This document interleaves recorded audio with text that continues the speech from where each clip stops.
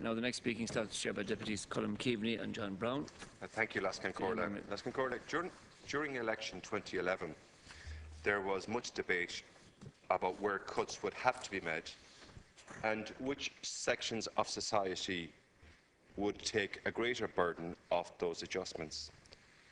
And one of the key questions asked in several debates, in several interviews with the party leaders was, what group will you prioritise with respect to the protection from cuts? The Taoiseach, the former Taoiseach, now fiction bestseller list author Deputy Gilmore, both promised to prioritise disability as an issue and said that not only would they defend it, but when things improved, that they would ensure and prioritise disability as an area of improvement. Lascan Corlac, how hollow does that sound today? Far from defending them, the government elected in 2011 attacked them. Far from prioritising them, you placed the interests of those incomes in excess of the average industrial wage ahead of them. Far from understanding disability as a fundamental issue of human rights, the rights of a citizen, you continued to attack with the old an attitude of charitable approach in the area of disability. Not one of the rights, but if we were to have a little extra after what we look after in the interest groups, you could have the crumbs that fell from the table. Lascan Corlac, despite the restoration of the respite grant, which Fianna Fáil welcomes, there is little in the bill or in the border measures announced in the budget for people with disability. People with disabilities have seen their income and services eroded from the current government, and this bill offers very little to a group already vulnerable to poverty and social exclusion. Lascan Corlac, the €3 increase in pension does not apply to the invalidity pension. So the Minister seems to believe that those already struggling with higher costs associated with their disability are immune from an increase in the cost of living. And based on the figures provided to me only yesterday by the Minister, the annual cost of increasing these payments in line with pensions already increased would have been only €9.8 million. That would have been an increase of €5 a week, an increase that would have come closer to matching the cost of living, and that would have been a €16.4 million per annum. This is evidently the value the Minister and the Government place on those living with disability.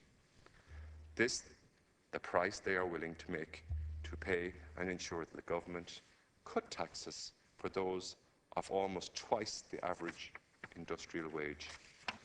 In her written response, Minister Bruton boasts that while she did not increase these payments, she did increase the Christmas bonus, and I welcome that. But does the Taoiseach understand that people need to live for 12 months of the year, and the bonus will not spread over 52 weeks? That this should be offered in place of a general increase is an insult to the intelligence, to the people working and surviving within the disability sector. It's actually shameful, Lascan Corlac, how little regard this government has for people with disability. From my engagement with the sector, I can tell you that the anger is growing, and they're now coming to realise their own electoral strength. They're not victims, they are citizens seeking, demanding rights, and they want their voice heard. The government has failed to restore the Housing Adaptation Grant for people with disability, which Fianna Fáil called for in our pre-budget submission. This failure has consequences. Some people with disabilities are now trapped not only within their own homes, but they're trapped within parts of their own homes. Does the Minister have any comprehension of the difficulties some people face in performing simple tasks, such as cooking, personal hygiene, cleaning themselves? Does he or she appreciate how her failure to restore this grant, a failure to restore for the most vulnerable, in order to have that sacrifice for tax cuts, is a blatant abdication and recognition of those people who have been excluded from society. And the budget offered no alternative on the mobility grant, the motorised transport grant, which was closed in 2013. People with disabilities have been overlooked in recent budgets and will not seek their living standards with respect to any improvement until 2016, once costs of living have been taken into account, including all of the extra charges and taxes are taken into account.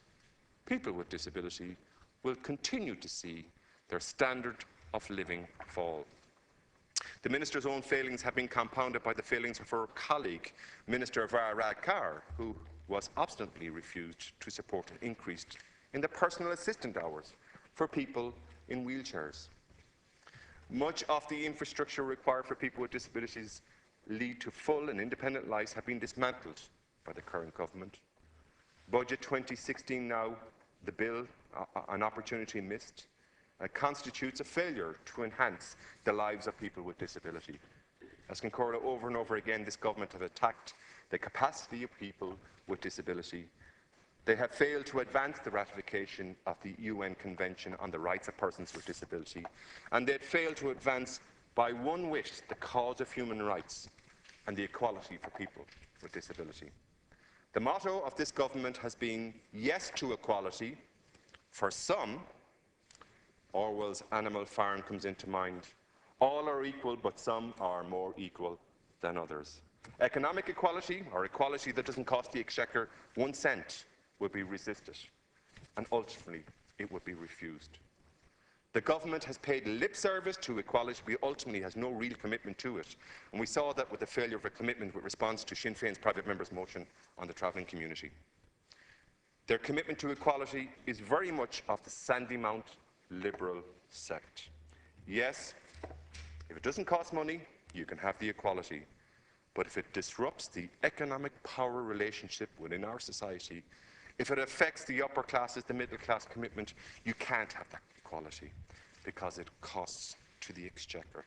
And in the same week, the government ministers were busy having themselves photographed in the panty bar and tweeting their joy of victory for equality.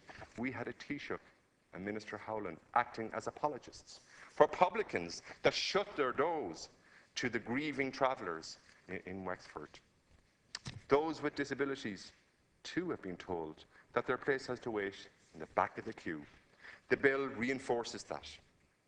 Even to this late hour, even as this government stumbles forward, the Gotten Murung, could the Minister not reconsider her and her Cabinet colleagues' shameful abandonment and disregard for people with disabilities and make some gesture that indicates that people with disability are valued citizens of this republic?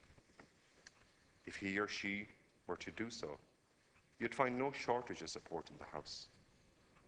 I invite her now to face down the Tory element of this government and insist that this group will be enabled to participate as full citizens within our society.